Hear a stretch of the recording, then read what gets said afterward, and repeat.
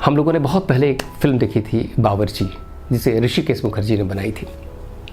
कहानी यूँ है कि उसमें एक शांति निवास है, नाम को शांति है, घर में पूरी अशांति फैली रहती है। घर में एक दादाजी हैं, उनके पास एक बक्सा है जिसमें ऐसा लगता है कि बहुत सारे गहने पड़े हुए हैं, और सारी फैमिली उसी इंतज़ार में रहती है कि कब दादाजी निकलें और वो सब चीज़ें हम लोगों को मिल जाएं। एक बड़े भैया हैं जो लगातार ये शिकायत करते रहते हैं कि उनका जीवन जो है परिवार को चलाने में ही खप गया, जीवन नष्ट हो गया है उनका। एक मझले भाई हैं जो हिस्ट्री के टीचर हैं, उन्हें लगता है कि अगर हम इस घर से दूर कहीं घर बसा के रहते तो शायद बहुत सुख और अच्छे से रहते। इस जॉइंट फैमिली में दुनिया भर की परेशानियां और तबाहियां जो हैं उसकी वजह से हमें मुश्किल होती रहती है। एक छोटे भाई हैं जो अपने संगीत में ही मस्त रहते हैं, और 2 बच्चियां हैं जिसमें एक के माता पिता नहीं हैं, और सभी लोग उससे काम इतना कराते रहते हैं जैसे आप देखते हैं कि नौकरानियों से जैसे लोग काम कराते हैं, पर वो खुशी खुशी वो सब कुछ करती हैं। इस मुश्किल माहौल में एक बावर्ची उस घर में आता है जिसका नाम रघुनंदन है, जिसे लोग ऐसे रघु कहते हैं। रघुनंदन का एक फार्मूला है।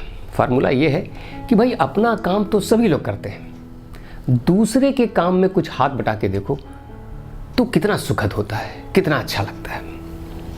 रघुनंदन अपनी इसी फिलॉसफी, इसी पॉलिसी के तहत पूरे घर के लोगों की मदद करता फिरता है। हालांकि वो बावर्ची है, बाकी उसका काम नहीं है, लेकिन इसके बावजूद भी वो तमाम काम लोगों की मदद के तौर पर करता रहता है। जब पूरे माहौल पर रघु छा जाता है तब वो बड़े भैया के पास पहुंचता है और कहता है कि बड़े भैया, मझले भैया कह रहे थे कि मैं कितना नालायक हूँ कि इतना कुछ भी पैसा नहीं कमा पा रहा हूँ, जिसकी वजह से बड़े भैया को इस उम्र में भी काम करना पड़ रहा है। काश कुछ मैं इतनी मेहनत कर पाता, इतना पैसा पैदा कर पाता कि बड़े भैया को इस उम्र में काम नहीं करना पड़ता, अब उन्हें आराम करना पड़ता। बड़े भैया ने सुना तो अरे ऐसा कह रहा था। तो बड़े भैया ने कहना शुरू किया कि देखो रघु, ऐसा है कि ये जो मझला भाई है मेरा, वो बहुत ब्रिलियंट था, ये सब मेरी कमी थी। वो इतना तेज़ था कि उसे ऑक्सफोर्ड पढ़ने के लिए भेजना चाहिए था, पर मैं उसको भेज नहीं पाया। मैं इस बात से बहुत शर्मिंदा हूँ। अब रघु ये दोनों बातें दोनों भाई को जाकर बताता है, और दोनों भाइयों के मन में जो एक स्वार्थ की वजह से एक दूसरे से दूरी बनी हुई थी, एक करीबी बनने लगती है। वो ये सोचता है कि अरे बड़े भैया तो मेरे बारे में ऐसा सोचते हैं। मझला भाई सोचता है कि बड़े भैया ऐसा सोचते हैं, बड़ा भाई सोचता है कि मेरा छोटा भाई ऐसा सोचता है। ऐसे ही सारा कुछ करके रघु देवरानी के साथ, जिठानी के साथ ऐसे रिश्ते पैदा कर देता है जिससे कि सारा घर जो अशांति भवन बना हुआ था वो फिर से शांति भवन बन जाता है।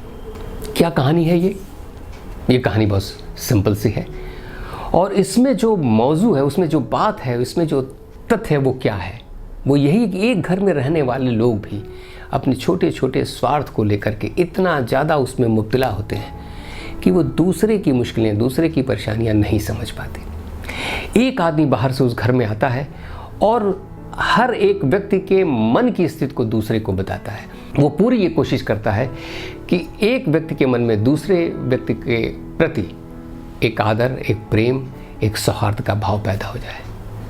ये ज़रूरी नहीं कि रघु जैसा कोई आदमी हमारे जीवन में आए तभी ऐसा कर सकते, ये हम सभी कर सकते हैं। उस परिवार का कोई व्यक्ति भी कर सकता था, वो सभी मिल के भी कर सकते थे। लेकिन मुश्किल तो यही है कि हम जब एक परिवार में या एक समाज में रहते हैं तो हमारे छोटे छोटे स्वार्थ जो हैं वो दूसरे को विरोधी के रूप में देखने लगते हैं। अगर हम एक समन्वय के रूप में देखें, अगर सबके साथ जीवन बनाने के लिए एक के सुख में अपने सुख को देखें, तो शायद मुझे लगता है और आपको भी लगता होगा कि जीवन ज़्यादा सुखमय और ज़्यादा आसान हो सकता है। आप कह सकते हैं कि अखिलेश, ऐसा फिल्मों में ही होता है, ऐसा कहाँ संभव है, इस तरह से कैसे संभव हो सकता है? तो सच पूछिए तो ऐसा संभव हो सकता है। और हाँ, कई बार ऐसा भी होता है कि आप कह सकते हैं कि यार हमेशा ये पॉलिसी जो है, ये हमेशा ये फार्मूला नहीं चलेगा। बात ठीक है, एक ही फार्मूला सब जगह कैसे चल सकता है? पर जहाँ ये फार्मूला चल सकता है वहाँ तो आप इसका उपयोग कर सकते हैं। हाँ, कुछ लोग ऐसे होते हैं जिनसे संबंध बनाना बहुत मुश्किल होता है। इसीलिए तो शायद रहीम ने कहा है कि कह रहीम कैसे निभे बेर केर के संग, वो रस डोलत आपनो उनके फाटत अंग। रहीम कहते हैं कि आप ही बताइए कि एक केले के पेड़ के साथ एक बेर के पेड़ का संग यानी साथ कैसे निभेगा।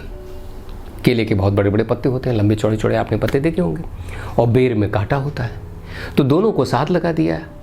अब जब हवा चली तो केले का पत्ता तो झूम के ऐसे झूमता है ना, खुश होकर हवा में ऐसे जैसे ही झूमता है, वैसे ही बेर के पास पहुंचते उसके सारे अंग फट जाते हैं, उसके कांटे उससे फाड़ देते हैं।